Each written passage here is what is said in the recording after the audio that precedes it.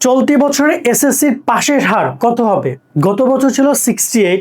আমরা প্রশ্ন করেছিলাম, অনেকে কেউ বলছে 40, কেউ বলছে 50, 60, কেউ বলছে সর্বোচ্চ 35 থেকে 45।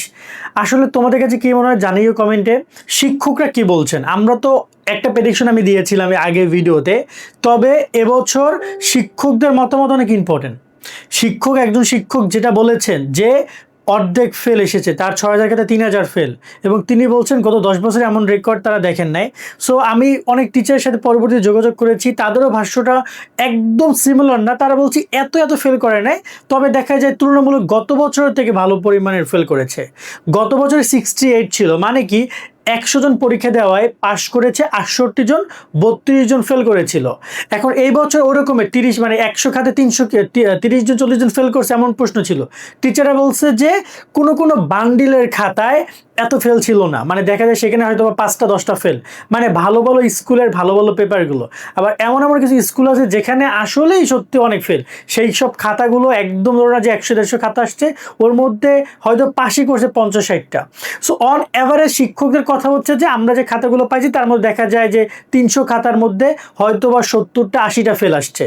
এসএসসি রেজাল্ট খুব সহজে সবার আগে দেখতে গুগল প্লে স্টোরে গিয়ে সার্চ করো এসএসসি রেজাল্ট 2026 লিখে কমলা লোগোযুক্ত এই অ্যাপটি ইনস্টল করে নাও।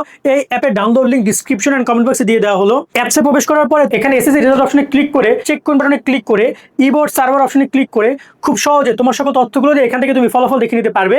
এছাড়াও এখানে টেলিটক সার্ভার এবং বোর্ড ভিত্তিক রেজাল্ট দেখার জন্য আলাদা আলাদা বোর্ডের ওয়েবসাইটগুলো দেওয়া রয়েছে। রেজাল্ট দেখার পাশাপাশি বোর্ড চ্যালেঞ্জ, কলেজ ভর্তি এবং বোর্ড ভিত্তিক সকল ইনফরমেশনগুলো তোমরা এই অ্যাপসে পেয়ে যাবে 300 খাতায়। তোমরা এটা কিন্তু আহামরি অনেক বেশি না, কিন্তু এখানে প্রবলেমটা আছে অন্য জায়গায়। আমি একটু এই ব্যাপারটা বলি। এখানে অনেক শিক্ষার্থী প্রেডিকশন হচ্ছে যে 50 থেকে 60 ম্যাক্সিমাম শিক্ষার্থী এটা বলছে, কেউ তো 40 থেকে 45 বলছে, আবার অনেকে 80 থেকে 85 বলছে, এবং সবাই হা দিচ্ছে। কারণ 80 থেকে 85 রাইট নাও শিক্ষামন্ত্রী মিলন স্যারের আমলে এটা একটু টাফ হয়ে যাবে।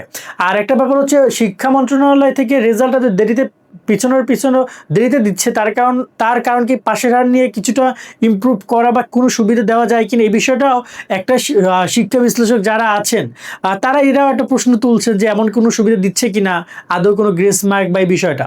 এবার যদি কথা বলি যে পাশের হারটা নিয়ে শিক্ষকদের বিষয়টা হচ্ছে যে গেমটা হচ্ছে সেটা হচ্ছে ইংরেজি এবং হচ্ছে ম্যাথে, ইংরেজি এবং ম্যাথে এবং আইসিটির কথাটা টিচাররা তো বলতে পারবেন না, তোমরা জানো নিশ্চয়ই। আইসিটি পুরো এমসিকিউ পার্ট সম্পূর্ণটাই দেখে বোর্ড তাদের নিজস্ব তত্ত্বাবধানে। কিন্তু এই যে গণিত এবং ইংরেজি পরীক্ষাগুলো হয়েছে, এই জায়গাতে শিক্ষকরা বলছেন যে এমনও খাতা আছে যেখানে প্রায় 300 খাতার মধ্যে 200 জন 250 জন শিক্ষার্থী ফেল করছে। আবার এমন খাতা যেখানে ফেলের পরিমাণ কম, তবে ওই যে ফেল করেছে মানে 200 জন 300 জন খাতার মধ্যে 200 জন ফেল, এইটা অনেকটা টাফ হয়ে যাচ্ছে। এটা দেখো ফেল তো ওভারঅল পাশের রাখতে হবে সবগুলো সাবজেক্ট মিলিয়ে। তো বাংলায় ভালো করছো, ইসলামে ভালো করছো, গ্রুপ সাবজেক্টে ভালো করছো, কিন্তু কেউ যদি গণিতে খারাপ করে এবং গণিতে খুবই খারাপ হয়, ইংরেজিতে খুবই খারাপ হয়, তাহলে কি দাঁড়াইলো? ওভারঅল পাশের হার তো ডাউনই খাচ্ছে।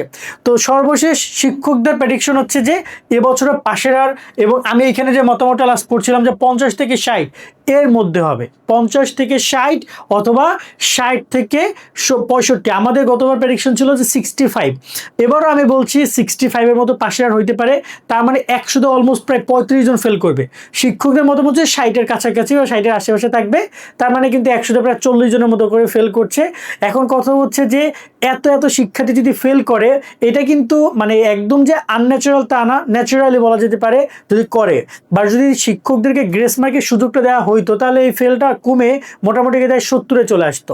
এবং আমি কখনোই বিশ্বাস করি না যে একজন শিক্ষার্থীর 1 মার্ক বা 2 মার্কের কারণে সে ফেল করুক এবং তাকে একটা বছর আপনি আটকে রাখেন। এটা আসলে কোনোভাবেই আমার কাছে মনে হয় যে অযৌক্তিক। আমার কাছে মনে হয় যে তাকে একটু সুযোগ দেওয়া হোক, কারণ সে 1 মার্কের কারণে ফেলছে। সে যদি 10-15 মার্কে ফেল করে, সে যদি লিখতেই না পারে, তাহলে আপনি তাকে ফেল দেন।